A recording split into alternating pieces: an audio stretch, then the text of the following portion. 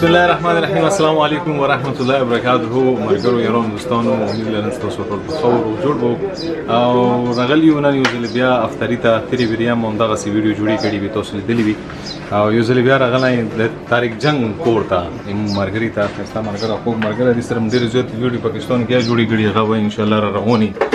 ریلیز کیږي او تیاری دي. نو راغلی دا ټول مرګری سره افطاری ته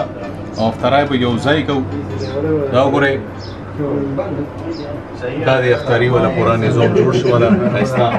او د دې کې باټول مرګري یو ځای دا افطاری کو او تاسو سره بعد هغه ویډیو کومه شیر کو او دا افطاری ولا کومه تیاری دا هغه نظر